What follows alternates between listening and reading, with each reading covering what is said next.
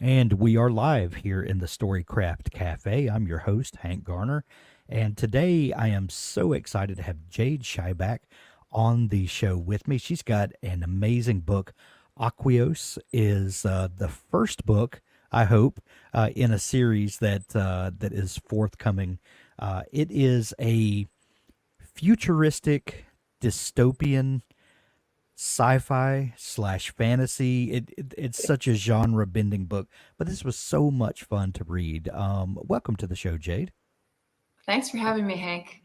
I'm I'm excited to have you, and I apologize to any of our listeners who might be joining us late. We had a couple of technical difficulties we had to work through, but we're here now, and happy to have you on the show, Jade. Um, Jade, I like to start each show with a fun question to get things started. What is your first memory of wanting to be a writer or storyteller? oh, um, I just think that came through reading. To be honest with you, I would Yeah. read books and just be fascinated by them and the places they would take me. I was, as a small child, out in the prairies in Alberta, so you know, I had the same view every day across vast fields of emptiness, wheat fields. And it just the places I could journey to in my imagination were great. And then I had that voice that would say, I think you could do this. And actually, I never tried to do it. I didn't try to do it until I was, in my late 40s. But it would that voice was always there saying this should be something on your bucket list. Wow. Um, I'm always fascinated by people's journey to writing and publishing because of the many interviews that I've done. It's a very rare few that writing and publishing have been their singular focus. Most people, know early on that they want to tell stories, they want to write books, and then you get busy with paying bills and raising a family and just collecting life experiences, and writing drifts farther and farther away, but there's always something that brings it back. You have a fascinating story of traveling the world and working in areas that on the surface don't seem to have anything to do with writing, but what was it that brought you back around? I just had more free time. I started later in life because, as to your point, you've got to pay the bills. You need to have that stable career. The Yeah. mortgage comes along, the children follow, the pets follow. So there's not a lot of time for this. Even in the evenings, I wanted to spend time with my kids. I didn't have time to sit down for 4 hours in one go Right. and at the computer and write after I'd been all day in front of a computer working. So it was always part of the family conversation. And I think as my children were leaving, I have three daughters, and as they were leaving, they said, okay, stop moping around. This isn't the end of the world. It's actually time for you to start writing your book. And as my eldest graduated, we took this great trip down the PCH highway. That was her dream. So we did that as a family.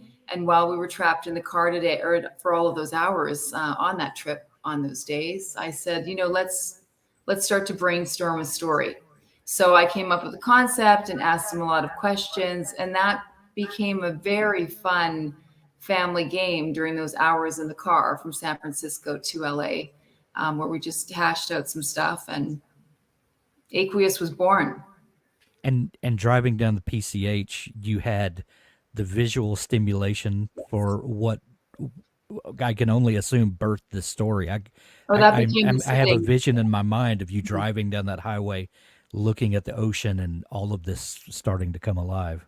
We were very impacted, Hank, because there had just been the fires in Mm, Malibu. And then we had a landslide after the fires. The landslide, as you know, wow. went through Big Sur and wiped out the PCH. So we had to take a detour. We had visited Monterey, the aquarium, Moss Landing.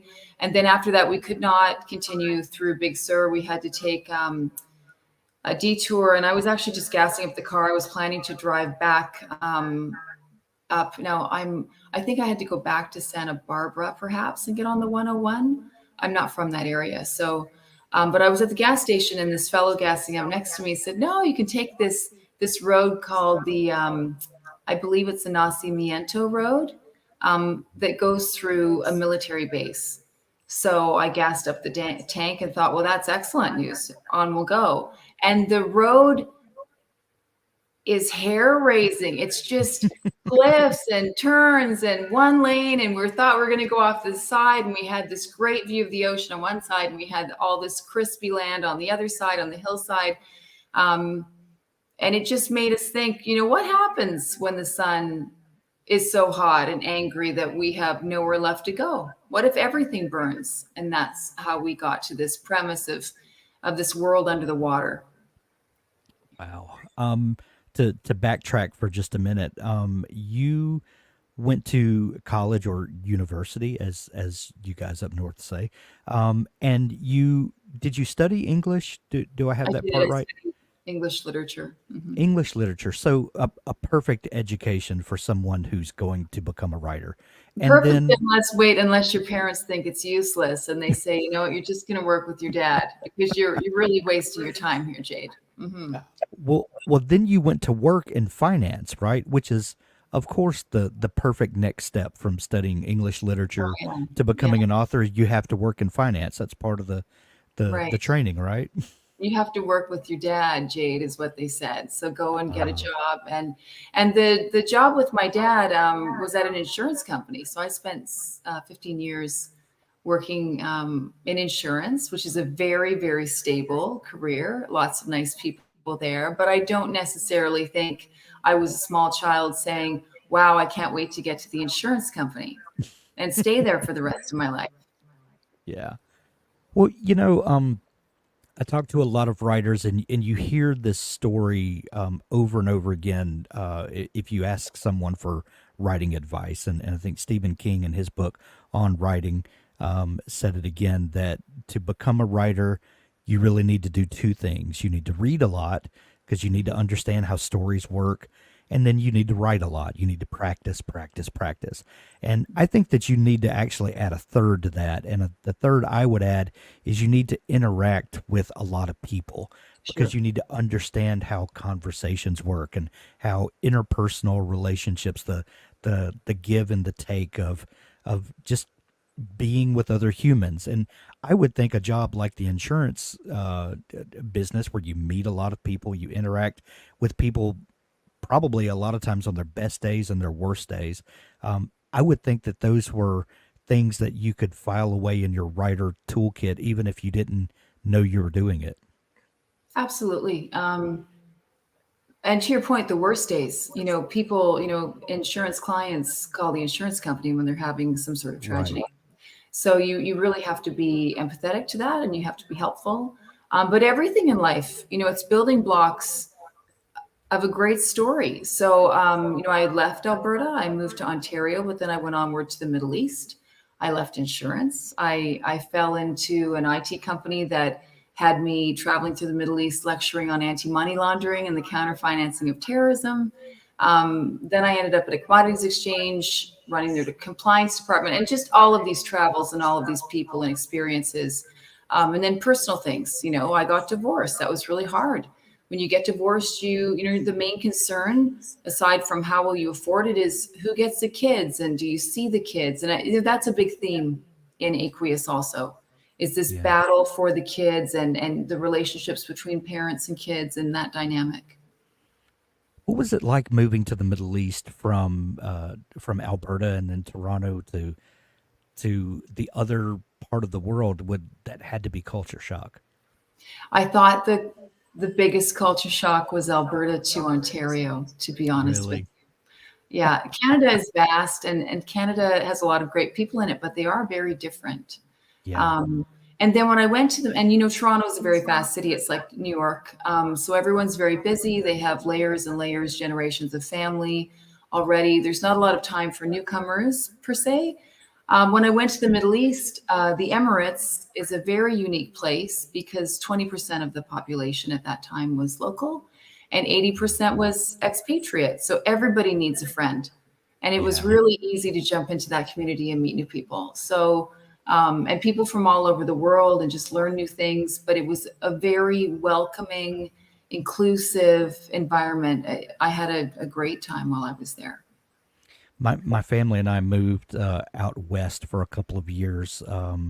a couple of decades ago now, but the city we moved to had like 5 military bases in it. So everyone in that city was from somewhere else. They all got transferred in, and it was a similar experience that everyone's looking for a friend, everyone's looking to connect with someone, and it was ironically very easy to make connections in a place where no one has any roots.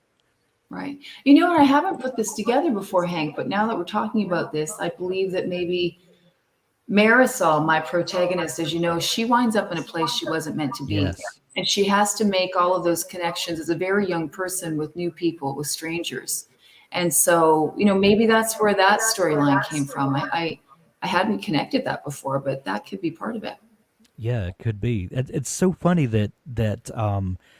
I, some people think about themes and kind of the subtext of a book before they start writing, but most of the time I've learned that these things emerge in the writing, and it's only from the finish point looking back that you can see those things emerge. It's, you know, one more piece of magic to add One to more the layer. writing. That's right. And it's Right. always better when you have many stories, many plot lines twist and turn together, entwined from the beginning until the end. And I certainly, in my experience, this is my debut novel, but certainly I found that um, different storylines and the activities of the characters, they revealed themselves to me. You know, I knew the beginning and I knew the end, and I had to fill it in.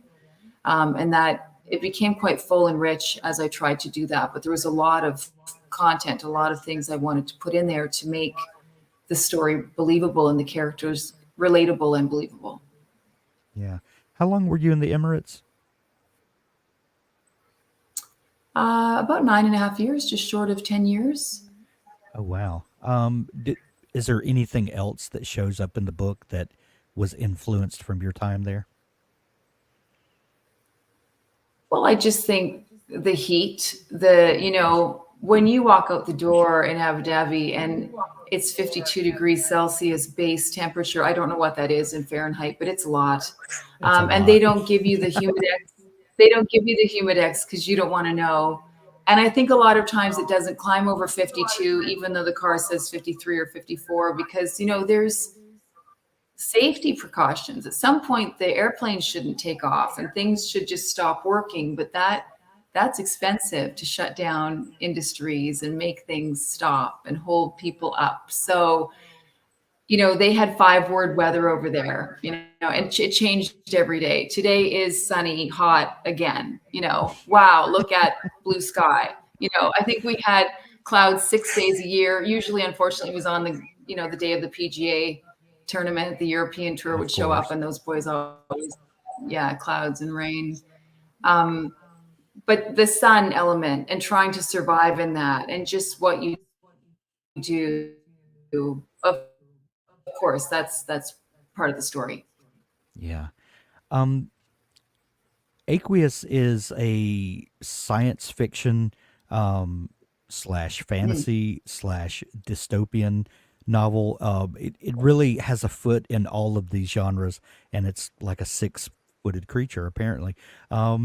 But were you always a fan of these types of stories? Oh, I think so. I think so. I think, you know, unfortunately, young adult fiction, which tends to always kind of grapple with these themes or these genres. A lot of people don't read it, and it's very crossover. And I always really liked it. Um, I could have made my characters slightly older. I could have made them 18, but I felt like in the world they were living in, Aqueous, it's rooted in math and science and survival. So these kids grew up really quick. You know, they're graduating and being assigned almost as engineers in their life's work at the age of 16.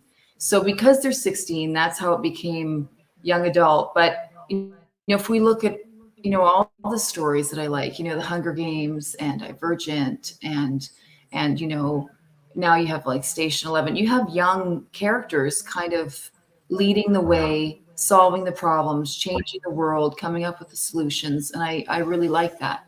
You know, also I had my own teenage daughters at the time. So One of their friends who read the novel recently said, wow, did you help your mom with the dialogue? And they said, no, she just does teenage speak because she's around us all the time, right? Slay the Right. day and that kind of stuff. Mm. One of the things I loved a lot about the book was the MER stations. Where did the idea for that come from? Well, I did mix up languages a little bit. So mer is the French word for sea. So it was just a station under the sea. Um, but the premise of this is, I don't know if you saw that movie. It was fantastic. Don't Look Up. Yeah. That I just thought that was fantastic. We're not all going to make it to space. Elon Musk is working on this, and so is Jeff Bezos and all of them. But Richard Branson, there's not going to be enough room for everyone. And it just seemed to me if we were, decimated by fire and heat at some point, rising sea levels, we've still got this great ecosystem, this vast ocean that we know nothing about.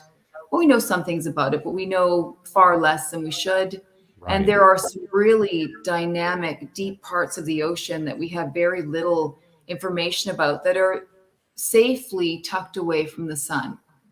And so if the sun is personified and the sun is out to punish us and make us pay for kind of our greed and our misdeeds and the way the planet was treated, where can we go? And these MER stations, there's 3 of them in the deepest parts of the ocean. They became my solution for an environment where we could potentially survive. It it is reminiscent of stories that we heard growing up of the lost city of Atlantis. Mm. Um, 20 Leagues Under and the Sea, all that stuff. yeah, and it's so And fun. Jacques Cousteau. Mhm. I've heard a lot of comparison from this story to the Hunger Games, which you mentioned a minute ago. Um, but there's a little different outlook. Yes, there's a competitive nature like there is in the Hunger Games, but the I kind of view this story as a little more hopeful and a little Sure. more. There's a everything's not bleak. I'm not Right. sure. I'm grasping for words here, but there's uh, it it just does it's dystopian without being feudal and without being just nihilist in the end. What how did your worldview kind of impact your view of this very uh, bleak future?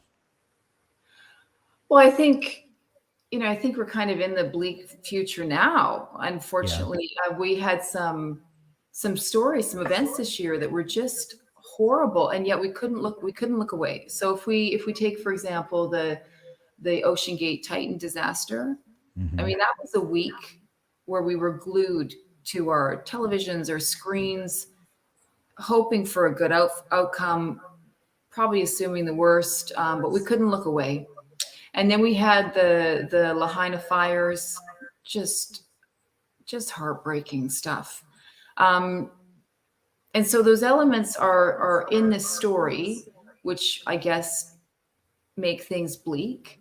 But the humanity of the story and the people working together trying to find solutions and the equality. They don't have a lot of individual possessions. They are all uniform until the end. And it's not until the end that we understand that there is control. There is a different agenda. We don't even really know who the antagonist is until the end. Everyone just assumes it's going to be that annoying guy named Felix, and then that is flipped. And then at the end, the true, um,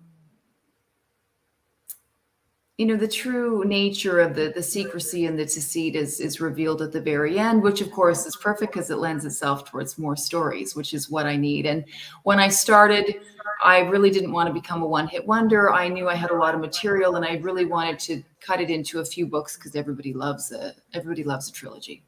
Oh yeah. Mhm. So from this trip down PCH with your girls, and you guys are brainstorming and coming up with story ideas, and you from from your description, this is something that you had talked about had always assumed that at least as a hobby, this was part of who you were. How did you go from this brainstorming session with your girls to actually putting pen to paper or hands to keyboard and actually get the process started? So there was an outline just on my phone to start with, just chapter headings, trying to lay it out in a way that would be interesting. And then I started, like I think everybody does at the beginning, I filled in a few chapters, and then I realized I really had the end, I could really see the ending, so I wanted to fill that in. And there is a link to the very last few paragraphs to something that happens, like a scene in, I think it's chapter 3. And then I had to fill in the middle. I actually didn't have at the beginning the trials. The trials are a huge part of the competitive nature of the book, and it kind of lends itself to what these kids have to go through in their training. It's kind of the buy-in. Every good dystopian needs slogans and brainwashing, and there's really no need for these kids to compete against each other, and they're dangerous. The trials are dangerous and the trials are scary. So I didn't have that when I first started, and I put that, I came to that later on, probably after my daughter had gone to university and everyone was busy, so I no longer really had them around to locked in a car to brainstorm with me. But I mean, that was my process. I spend a lot of time thinking and dreaming. I spend a lot less time in front of my computer typing it out.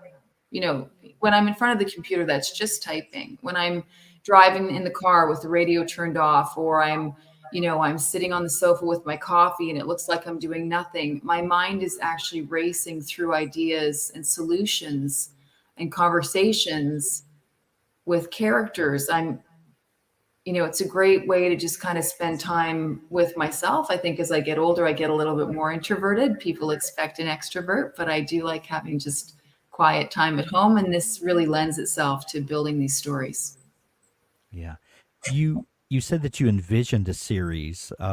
Did you think of it in terms of a series from the very beginning, or did you start writing it and then think, okay, I need to find kind of an arc for this, and then figure out how to continue that arc, into subsequent editions?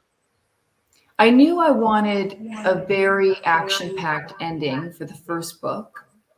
Um, and I knew I wanted some answers, but not all the answers. And as you know, as a reader, you know how it ends, and it just leaves so many unanswered questions. So yeah, I could see really early on that I had 3 books and I wanted 3 books. I didn't want to just write one and then have to come up with a whole new idea. I have lots of other ideas for books, but I just thought, this was far too much for 300 pages. Um, and there's more people that we need to meet. There's more places we need to go. And then we have to have everyone come together. And in the end, we need to have a solution. So those things were with me really early. Gotcha. Um, when you finished the first book, how did you start thinking about publishing and getting this book out, finding an audience, and kind of what was your process there? Oh, so I had no experience. I had no network. I knew nothing about the industry. When I initially started, I had thought, okay, this is a bucket list item. I want to create something for my children that can sit on the shelf. If nobody else reads it, we'll read it. It'll be Yeah. fine. I can go the self-publishing route. I can make, 100 copies and just keep them around for friends and family, and that's that.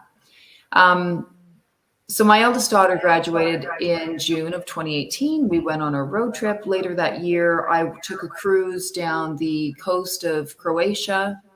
And on that cruise, it was a small ship, so all the passengers mingled, and I met a woman named Gina. And after I finished that cruise, I thought, okay, it's time to start writing. So I think I started writing Aqueous in October of 2018. I worked on it for probably 3 or 4 months. Then in Canada, we have this thing called summer every year, and the weather's usually terrible. So in summer, nothing gets done because people just need to be outside. And then I finished it up, I would say, in the fall of 2019. And at that point, I was in touch periodically with Gina because we had a really nice time on this cruise and we thought we should get together again. And I had mentioned that I was writing and that I had finished a novel and it was something that I always wanted to do. And she said, "Oh, I like writing too." And we were just texting back and forth. And she said, "Did I mention that I was on?" Oh, and before I reveal this, I should say that I was querying at this point. Like I was sending out the emails and the synopsises and the 10 or 20 pages that they wanted. And I had just started that, but it did feel, it feels like you're sending out your soul and you're never going to hear back. I did have some great conference calls with some industry people, and that was just through friends trying to tell everyone what I was doing. At that point, I had come out of the closet with it and let a few friends read it. So they were helping me try and find people, which was nice. But this text conversation with Gina, she went on to say, "Did I mention that I was on the board of a publishing house and my best friend is like editor in chief?" I said, "No, Gina." Think I would remember that. I think I would have remembered that one. So she said, "Do you want Kate to read it?" I said, "Yeah, I would love it if Kate would read it." And Kate read it, and Kate called and said, "Yeah, we love this. We've never done YA before. We normally, we dabble in poetry and memoir and that sort of thing, and we would love to give this a go." So we were off, and that was great. The only problem at that point, and I don't think that was even I think I finished fall of 2019, but I think that whole querying process might have been during 2020. I think I actually signed my contract with Red Hen Press in December of 2020. So at that point, though, we needed a slot, we needed a window for publication. And the only setback was, as a smaller press, they're very reputable, but they're indie, they're smaller, they do fewer books than the bigger houses do. She said, we really don't have time for this, especially with the pandemic, until May of 2023. So I had a long wait, but I was a newcomer. I was thankful for the opportunity, and I was willing to wait and just give it a shot. Having that downtime, did that allow you time to start thinking about your follow-ups and kind of what the shape of that this series would ultimately take? Yeah, I did that. I mean, I'm almost done book 2. But I think I also spent a lot of time on edits. I spent a lot of time getting to know people, learning about the industry, reading. I should be able to say to you by now, I've written 6 books since then, and that actually didn't happen. And I don't know why that didn't happen, but that didn't happen. But yeah, I've learned a lot since then, and I am appreciative for the time. I think if it had been rushed, I would have learned a lot less. I've been able to work directly with my publisher because I did give up on that querying process, and I don't have an agent. So that's a unique thing for me, is a lot of people don't do this without a literary agent. Right. Will I look for one in the future? Perhaps. But I also think I could stick with Red Hen and publish the rest of the series and be perfectly happy with that too. Wow. Do So you was there anything that you learned during the editing process? Sometimes when you edit a book, it's more of a series of small adjustments that are just kind of made throughout the manuscript, and sometimes that's an aha moment. There's something that you're just too close to the manuscript, and it takes someone outside of your head to kind of see the thing that could make it work so much better. Was there ever a moment like that for you, or was it just a series of incrementally making the book better and better? yeah, there was nothing. There was nothing really drastic that was changed. We tried to make it a bit more suspenseful in the trials. There's a large cast of characters, so we tried to. We had to get to know those characters a little bit more dialogue. But that was really Kate's only feedback. After that, it was just me reworking it to try and make it better, reading it aloud. unfortunately was something I didn't do until I started working on my podcast. And then there were little things I found, after I'd already signed off on that final draft. Um, anyway, I do think going into book two, it will be more polished before I submit anything. I don't want to have the amount of work that I had with Aqueous with the next one. I think I had no idea that once you kind of surrender that manuscript to the publishing house, you no longer have control over that Word doc on your computer. Every little Right. change has to be submitted, page 26 on paragraph 2, line 1 needs to be this and not that. And that is an astronomical amount of work for a comma, let's say, Right. and it just goes on and on. So I won't do that again. It'll be really clean before I ever submit anything again. Mhm. Yeah. When do you foresee book two hitting the shelves? Oh, I don't know about that. That'll come down to the publisher, but I've got at least 2 more months worth of work on it to Nice. completion, I would think, and that'll be frantic. So it needs to be built out quite a bit now. Even though I can see the whole story in my head, I couldn't see the characters, for example. I couldn't see exactly how the journey would take place and what would be, within each story there has to be multiple storylines and different interaction between characters, and those take some time. Great. Aqueous is available everywhere now.